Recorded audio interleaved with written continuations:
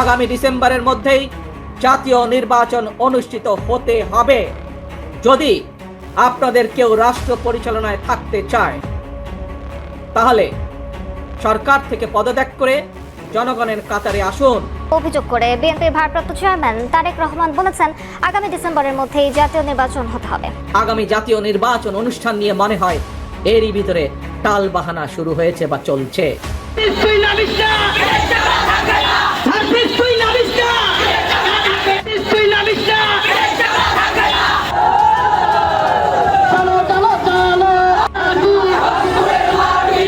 হাসনা তারা সার্জিস কি একা আন্দোলন করছে? তারা ওই সময়টায় তাদের কি ভূমিকা ছিল? তার আগে তারা কিভাবে বঙ্গবন্ধুকে বাবা রাখছে, শেখ হাসিনার পা চাটছে, সেটা কিন্তু বাংলাদেশের প্রত্যেকটা মানুষ জানে। এই আন্দোলনে সার্জিস হাসনাতের মতো আমরাও আন্দোলনে ছিলাম। আমি 17 দিন জেলে ছিলাম। একটি লোক নির্বাচন চায় না, সে নির্বাচন চায় না। ডিসেম্বরের মধ্যে নির্বাচন হতে হবে। আপনি ডেট যদি না দিতে পারেন, আমরা একটু অপেক্ষা করবো, তাহলে আমরা ডেট দিয়ে দেবো। প্রিয় দেশবাসী, আমি জানি আগামী জাতীয় নির্বাচন কখন হবে সে বিষয়ে সিদ্ধান্ত জানার জন্য রাজনৈতিক দল ও জনগণের মধ্যে বিপুল আগ্রহ রয়েছে। প্রধান উপদেষ্টার আজকের বক্তব্যে কেবল নির্বাচন নয়, বিচার, সংস্কার, জুলাই ঘোষণাপত্র, সার্বিক সকল বিষয়গুলোই এসেছেন এবং সেটার সম্ভাব্য কবে হতে পারেন উনি প্রতিশ্রুতি দিয়েছেন, একটা ধারণা দিয়েছেন। আমরা সামগ্রিকভাবে এটাকে ইতিবাচক হিসেবে দেখছি এবং সাধুবাদ জানাচ্ছি। প্রিয় দেশবাসী, আমি জানি আগামী জাতীয় নির্বাচন কখন হবে সে বিষয়ে সিদ্ধান্ত জানার জন্য রাজনৈতিক দল ও জনগণের মধ্যে বিপুল আগ্রহ রয়েছে।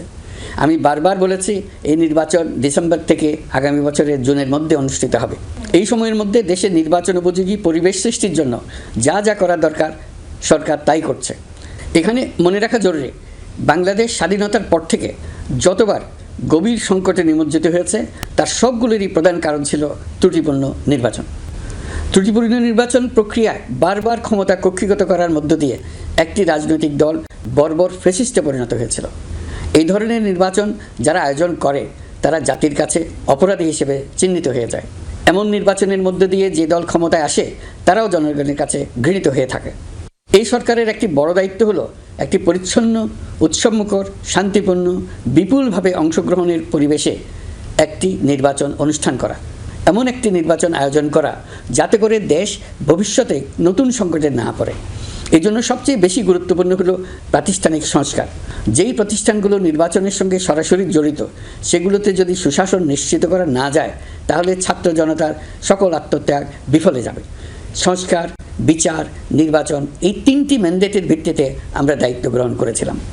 সেই বিবেচনায় আগামী রোজার ঈদের মধ্যে সংস্কার ও বিচারের বিষয়ে আমরা একটি গ্রহণযোগ্য জায়গায় পৌঁছতে পারবো বলে বিশ্বাস করি। বিশেষ করে মানবতা বিরোধী অপরাধের বিচার, যা কিনা জুলাই গণ অভ্যুত্থানের শহীদদের প্রতি আমাদের সম্মিলিত দায়, সে বিষয়ে আমরা দৃশ্যমান অগ্রগতি দেখতে পারবো। এতে আমাদের উপর আপনাদের অর্পিত ম্যান্ডেট ন্যূনতম হলেও বাস্তবায়ন করে যেতে পারবো। সেই বিবেচনায় ও ইতিহাসে সবচেয়ে অবাধ, সুষ্ঠু, প্রতিদ্বন্দ্বিতামূলক ও গ্রহণযোগ্য নির্বাচন আয়োজনের জন্য সকল পক্ষের সঙ্গে আমরা আলোচনা করেছি।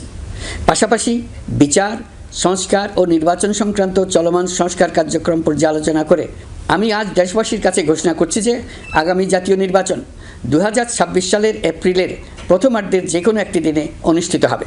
এই ঘোষণার ভিত্তিতে নির্বাচন কমিশন উপযুক্ত সময়ে আপনাদের কাছে নির্বাচনের বিস্তারিত রোডম্যাপ প্রদান করবে। আমরা এমন নির্বাচন চাই যা দেখে অভ্যুত্থানের শহীদদের আত্মা তৃপ্তি পাবে, তাদের আত্মা শান্তি পাবে। আমরা চাই আগামী নির্বাচনে সবচেয়ে বেশি ভোটার, সবচেয়ে বেশি প্রার্থী ও দল অংশ নেক। এটা সবচেয়ে অবাধ, সুষ্ঠু ও নিরপেক্ষ নির্বাচন হিসেবে জাতির কাছে স্মরণীয় হয়ে থাকুক। 1.5 যুগ পরে দেশে সত্যিকারের একটি জনপ্রতিনিধিত্বশীল সংসদ গঠিত হবে। বিপুল তরুণ গোষ্ঠী এবার জীবনে প্রথম ভোট দেওয়ার সুযোগ পাবে। এসব লক্ষ্যে প্রয়োজনীয় সকল পদক্ষেপ নেওয়ার জন্য আমরা জাতির কাছে অঙ্গীকারবদ্ধ। আমি দেশবাসীর প্রতি আহ্বান জানাই, আপনারা সকল রাজনৈতিক দল এবং আপনাদের এলাকার প্রার্থীদের কাছ থেকে সুনির্দিষ্ট অঙ্গীকার আদায় করে নেবেন যেন আগামী সংসদের প্রথম অধিবেশনেই যেসব সংস্কারের প্রশ্নে ঐকমত্য অর্জিত হয়েছে তা কোনো প্রকার কাটাছেঁড়া ছাড়াই যেন তারা অনুমোদন করেন। আপনারা ওয়াদা আদায় করে নেবেন যে তারা বাংলাদেশের স্বাধীনতা, সার্বভৌমত্ব, আঞ্চলিক অখণ্ডতা এবং জাতীয় মর্যাদার প্রশ্নে কখনো কোনো প্রকার আপোষ করবেন না এবং দেশের বাইরের কোনো শক্তির কাছে দেশের স্বার্থ বিকিয়ে দেবেন না। আপনারা তাদের কাছে সুনির্দিষ্ট প্রতিশ্রুতি আদায় করে নেবেন এই মর্মে যে তারা কখনোই কোনো অবস্থাতেই আপনাদের গণতান্ত্রিক অধিকার ও মানবিক মর্যাদার ক্ষুণ্ণ করবেন না।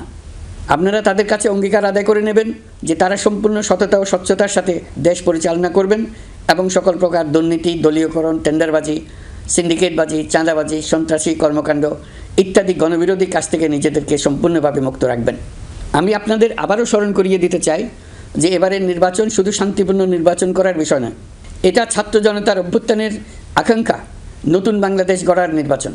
এই নির্বাচনে পরিচিত দলগুলিই থাকবে, তাদের পরিচিত মার্কাগুলিই থাকবে, কিন্তু ভোটারকে বের করে আনতে হবে যে এই মার্কার পেছনে আপনার কাছে ভোট প্রার্থীরা কে কতটুকু নতুন বাংলাদেশ গড়ার জন্য প্রস্তুত, কে কতটা প্রতিজ্ঞাবদ্ধ। আমরা যারা এই নির্বাচনে ভোটার হব তারা অত্যন্ত সৌভাগ্যবান এবং সৌভাগ্যবতী। আমরা একটা অনন্য ঐতিহাসিক ভূমিকা পালনের সুযোগ ও দায়িত্ব পাচ্ছি। আমরা জাতির নতুন যাত্রাপথ তৈরি করে দেওয়ার দায়িত্ব পাচ্ছি।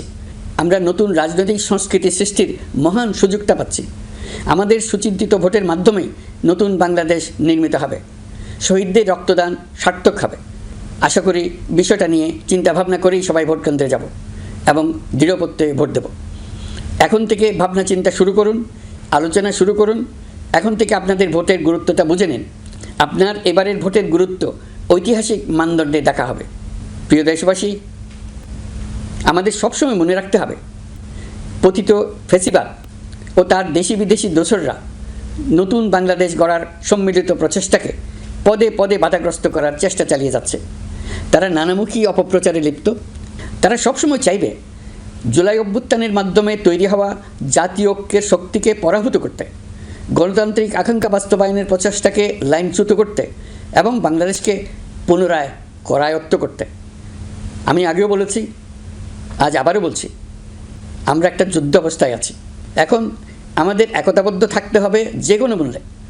পরাজিত শক্তি এবং তাদের সহযোগীরা ওত পেতে বসে আছে আমাদের ছোবল মারার জন্য, আমাদের অগ্রযাত্রাকে রুখে দেওয়ার জন্য। আমরা তাদের কিছুতেই এই সুযোগ দেব না। আসুন আমরা আমাদের সম্মিলিত প্রচেষ্টায় প্রিয় মাতৃভূমির স্বাধীনতা, সার্বভৌমত্ব, আঞ্চলিক অখণ্ডতা ও জাতীয় মর্যাদার বিরুদ্ধে যে কোনো আঘাত প্রতিহত করার উদ্দেশ্যে প্রতিরোধের ঐক্যবদ্ধ সুদৃঢ় প্রাচীর গড়ে তুলি। আগামী ডিসেম্বরের মধ্যেই জাতীয় নির্বাচন অনুষ্ঠিত হতে হবে। যদি আপনাদের কেউ রাষ্ট্র পরিচালনায় থাকতে চায় তাহলে সরকার থেকে পদত্যাগ করে জনগণের কাতারে আসুন, নির্বাচন করুন। যদি ভবিষ্যতে নির্বাচনে জনগণের রায় পান তাহলে আবার সরকারের দায়িত্ব গ্রহণ করুন।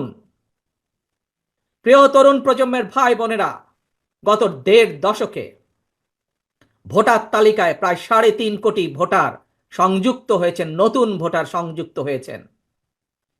এই নতুন ভোটাররা আজ পর্যন্ত একটি জাতীয় নির্বাচনেও ভোট দিয়ে তাদের নিজের পছন্দের প্রার্থীকে জনপ্রতিনিধি নির্বাচিত করার সুযোগ পায়নি। পতিত পরাজিত পলাতক স্বৈরাচারের কাছে মানুষের অধিকার প্রতিষ্ঠা কিংবা নির্বাচন কোনো গুরুত্বপূর্ণ কিছু ছিল না। সুতরাং সংস্কার ইস্যুর পাশাপাশি জাতীয় নির্বাচন অনুষ্ঠানের জন্য অন্তর্বর্তীকালীন সরকারের দৃশ্যমান প্রস্তুতি নেওয়া উচিত বলে আমরা বিশ্বাস করি বা আমরা মনে করি। প্রিয় সমাবেশ, অতীতে বিভিন্ন সময় এই বাংলাদেশে তত্ত্বাবধায়ক সরকার নিরপেক্ষ নির্বাচন অনুষ্ঠিত করেছে এবং প্রত্যেকটি ক্ষেত্রে আমরা দেখেছি তত্ত্বাবধায়ক সরকার 3 মাসের মধ্যেই সফলভাবে জাতীয় নির্বাচন অনুষ্ঠান সম্পন্ন করেছে। সুতরাং অতীতে এই বাংলাদেশে রেকর্ড রয়েছে 3 মাসের মধ্যে জাতীয় নির্বাচন অনুষ্ঠিত করা সম্ভব। কিন্তু আজ আমরা দেখছি 10 মাস পার হয়ে গেল, অন্তর্বর্তীকালীন সরকার নির্বাচনের দিনক্ষণ ঘোষণা করছে না। আমরা ফ্যাসিবাদ মুক্ত বাংলাদেশে জনগণের সরাসরি ভোটে জনগণের কাছে জবাবদিহিমূলক, জনগণের কাছে দায়বদ্ধ একটি সরকার দ্রুত দেখতে চায়। অন্তর্বর্তীকালীন সরকারের প্রতি আহ্বান, আগামী ডিসেম্বরের মধ্যেই জাতীয় নির্বাচন অনুষ্ঠিত হতে হবে। আবারও আমরা বলতে চাই, আগামী ডিসেম্বরের মধ্যেও জাতীয় নির্বাচন অনুষ্ঠিত হবে। নতুন প্রজন্মের প্রিয় ভাই বোনেরা, আজকের এই সমাবেশ প্রিয় দেশবাসী আগামী ডিসেম্বরের মধ্যে আপনারা জাতীয় নির্বাচন অনুষ্ঠান যাতে অনুষ্ঠিত হয় তার প্রস্তুতি নিতে শুরু করুন। প্রধান উপদেষ্টার আজকের বক্তব্যে কেবল নির্বাচন নয়, বিচার, সংস্কার, জুলাই ঘোষণাপত্র, সার্বিক সকল বিষয়গুলোই এসেছেন এবং সেটার সম্ভাব্য কবে হতে পারেন উনি প্রতিশ্রুতি দিয়েছেন, একটা ধারণা দিয়েছেন। আমরা সামগ্রিকভাবে এটাকে ইতিবাচক হিসেবে দেখছি এবং সাধুবাদ জানাচ্ছি। জুলাই ঘোষণাপত্র যদি প্রতিশ্রুতি সময়ের মধ্যে হয়, জুলাই সনদ জুলাই মাসের মধ্যে হওয়ার কথা বলা হয়েছে, যদি সেই প্রতিশ্রুতিগুলো রক্ষা করা হয় তাহলে নির্বাচনের যে সময় বলা হয়েছে সেটা নিয়ে আমাদের আপত্তি নেই। কারণ আমরা আগের থেকেই বলছিলাম যদি বিচার এবং সংস্কারের আমাদের নিশ্চয়তা তৈরি হয়, রোডম্যাপ তৈরি হয়, তাহলে ডিসেম্বর থেকে জুন যেই সময়ের মধ্যে সরকার মনে করবে সুষ্ঠু নির্বাচন সরকার কন্ডাক্ট করতে পারবে তারা সেটা ঘোষণা করতে পারেন, সেটা নিয়ে আমাদের আপত্তি নাই। আমাদের এখনকার অবস্থান আসলে সেটি। আমরা মনে করি যে জুলাই ঘোষণাপত্র, জুলাই সনদ বাস্তবায়ন করে লেভেল প্লেইং ফিল্ড নিশ্চিত করে এপ্রিলের দিকে নির্বাচন হতে পারে। নির্বাচন একটা সুষ্ঠু নির্বাচন পরিচালনা করতে হবে এই অন্তর্বর্তী সরকারকে। অন্তর্বর্তী সরকার কিন্তু সেটার জন্য দায়বদ্ধ। ফলে সরকারের প্রস্তুতি, সরকারের পরিকল্পনা সেই অনুযায়ী আসলে সরকারি সিদ্ধান্ত নিবে। কোনো একটা দলের চাওয়া অনুযায়ী তো আসলে নির্বাচনের তারিখ নিশ্চিত হবে না। আর আমরা তো আসলে বলেছিলাম, আমরা চেয়েছিলাম জুলাই সনদটা আগে হয়ে এরপরে নির্বাচনের তারিখটি আসুক। এটা কিন্তু আমাদের গত মিটিংয়েও আমাদের বক্তব্য ছিল। তারপরেও সেই দলগুলোর যারা নির্বাচনের একটা তারিখ দ্রুত চাচ্ছিল তাদের একটা আশঙ্কা দূর করার জন্য কিন্তু আসলে নির্বাচনের তারিখটি বলা হয়েছে। এটি ইতিবাচক। তবে আমরা মনে করি যে যেটা জুলাইয়ের মাসের মধ্যে জুলাই সনদ এবং এই মাসের মধ্যে জুলাই ঘোষণাপত্র হওয়ার কথা সেটি এখন সরকারকে নিশ্চিত করা উচিত। কারণ সেটি নিশ্চিত হলে তাহলেই আমরা নির্বাচনের দিকে আসলে এগোতে পারব। প্রধান উপদেষ্টা আজকে বক্তব্যে বলেছেন যে রোজার আগে ওনার আত্মবিশ্বাসী যে এই পরিস্থিতি উন্নয়ন ঘটাতে পারবেন। আমরা নির্বাচন কমিশন পুনর্গঠনের কথা বলেছি। লেভেল প্লেইং ফিল্ডের জন্য সবচেয়ে গুরুত্বপূর্ণ নির্বাচন কমিশন। তাহলে প্রথম কাজটি হইতে পারে যে নির্বাচন কমিশনটাকে পুনর্গঠন করা, নির্বাচন সংস্কার কমিশনের প্রস্তাবনা অনুযায়ী সেটাকে পুনর্গঠন করে আমরা সেদিকে আগাতে পারি। তবে আমার কাছে মনে হয়েছে আমাদের কাছে যে জুলাই মাসে জুলাই সনদটা এটাকে সবার প্রায়োরিটি দেওয়া উচিত। ঐক্যমত্যের ভিত্তিতে আমরা জুলাই সনদটা যদি রচনা করতে পারি তাহলে আসলে আমরা নির্বাচনের দিকে আমরা এগোতে পারবো। আর জুনের মধ্যে জুলাই ঘোষণাপত্র, এটা তো আর কয়েকটা কার্যদিবস বাকি আছে।